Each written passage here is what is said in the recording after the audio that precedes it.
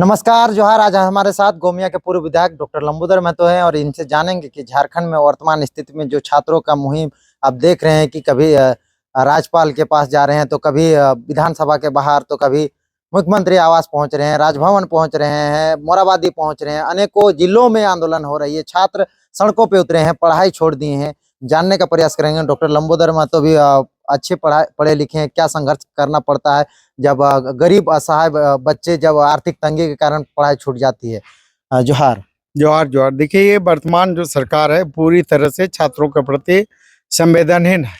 छात्र हित के प्रति सरकार पूरी तरह से संवेदनहीन बनी हुई है। इसका कई उदाहरण है। अब आपको राज्य के बने हुए 25 साल हो गए। ये 25 साल में आपको पहली बार ऐसा दिखा होगा कि लगभग पूरे झारखंड राज्य से 34 लाख से ज्यादा पिछड़े वर्ग के छात्र छात्राओं की छात्रवृत्ति का भुगतान नहीं हो रहा है। आज यही कारण है कि पूरे झारखंड राज्य में आजसू पार्टी के तरफ से शिक्षा के लिए भिक्षा कार्यक्रम चल रहा है। छात्रवृत्ति भुगतान सरकार करे, सरकार का ध्यान आकृष्ट कराने के लिए पूरे झारखंड में सभी जिलों में ये कार्यक्रम आजसू छात्र मोर्चा के द्वारा किया जा रहा है।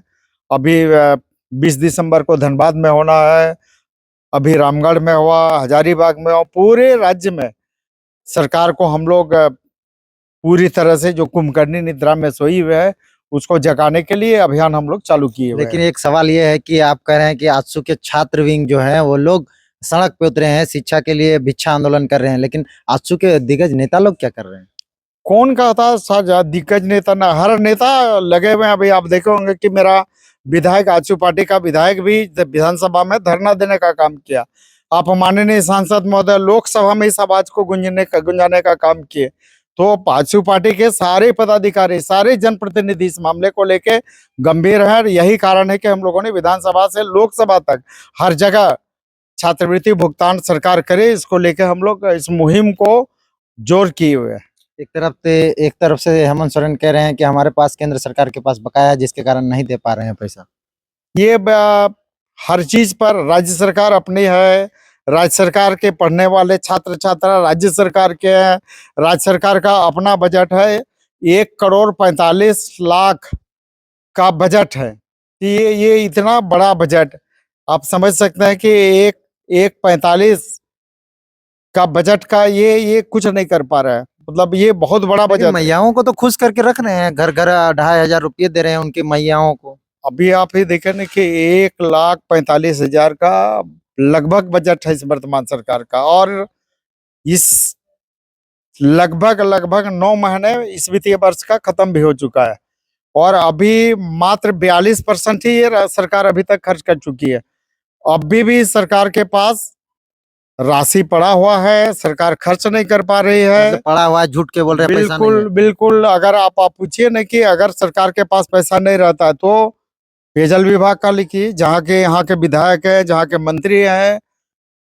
31 मार्च भी को तो कह रहे हैं खजाना खाली हो गया है, योगेंद्र जी का बयान आ रहा है। जोगेंद्र जी बोल रहे हैं खजाना खाली है, इनका खाता खाली है। लेकिन जोगेंद्र जी ये बतावा ना कि 31 मार्च को 300 करोड़ रुपया सरेंडर होता है इन्हीं का, जिनका खाता खाली रहता है। जिनका खाता खाली रहेगा 300 करोड़ रुपया राशि सरेंडर होगा। ये दिग्भ्रमित करने वाली है सरकार। तो इससे पहले भी छात्र कभी आंदोलन में इतना उतरे हेमंत सोरेन या जेएमएम की सरकार में, फिर अभी सड़कों पे छात्र हैं, तो क्या देखते हैं कि सरकार से जनता और ये छात्र खुश नजर आ रहे हैं? नहीं, बिल्कुल। यहाँ के छात्र और जो शिक्षित बेरोजगार हैं बिल्कुल इस सरकार से नाराज हैं, और इनकी नाराजगी का बदौलत आप देख रहे होंगे कि लगातार आंदोलन चल रहा है। अभी छात्रवृत्ति के लिए चल रहा है, नियोजन के लिए चल रहा है, सरकार बहाली करे, और ये सरकार जो है उसकी बहाली नहीं कर पा रही है। जेएसएससी, जेपीएससी, हर चीज में जिला स्तर का बहाली, सभी के बहाली करने में ये सरकार पूरी तरह से विफल है। ये सरकार का ही घोषणा था कि हम हर साल 5-5 लाख लोगों का नौकरी देंगे। ये सरकार का लगभग 6 साल हो गया। वर्तमान सरकार का 1 साल, इससे पहले इसी सरकार का 5 साल। तो 6 साल में 30 लाख लोगों का नौकरी होना चाहिए। अब 30 लाख के जगह पर अभी कुछ दिनों पहले 8,500 लोगों को इन लोगों ने नियुक्ति पत्र दिया, और इसी को सरकार अपनी उपलब्धि मान रही है। तो अभी भी समय है कि सरकार के पास जो सरकारी विभाग है और सरकारी विभाग में जो नियमित रिक्तियां हैं, सरकार इसको बहाली करने का काम करे। आपसे एक पूर्व विधायक या एक राजनेता के तरह नहीं, एक व्यक्तिगत के तरह से सवाल करता हूँ कि आप ये बताइए कि जो छात्रवृत्ति जो लंबित हैं, वो कौन ऐसे छात्र हैं? क्या उन लोग की आर्थिक स्थिति रहती है और कैसे पढ़ाई-लिखाई करते हैं? क्योंकि आप भी पढ़े-लिखे शिक्षित हैं, आपने भी मेहनत किया है और उस मुकाम तक पहुँचे हैं।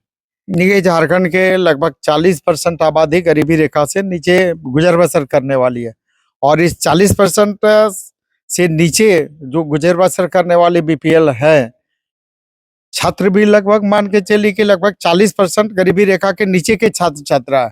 तो निश्चित रूप से उनको फीस भरने में, ट्यूशन फी देने में, परीक्षा फीस देने में कई तरह के समस्याओं का सामना करना पड़ रहा है। इसलिए सरकार को छात्र हित में पूरी तरह से संवेदनहीनता को खत्म करते हुए संवेदनशील बने और अविलंब छात्रवृत्ति का भुगतान करें। आपको ये नहीं लगता है कि मैया समान रोक के ये मैया समान ये ज़रूरी नहीं था, लेकिन छात्रवृत्ति ज़रूरी था? मैया समान की भी जो स्थिति है, आप देख सकते हैं कि 71 लाख मैयाओं ने आवेदन दिया था। 71 में स्वीकृत कितने का हुआ? 61 लाख का। 61 लाख में आज भुगतान कितने का हो रहा है? 51 लाख का। ये 20 लाख मैयाओं के साथ तो वर्तमान सरकार ने धोखाधड़ी किया।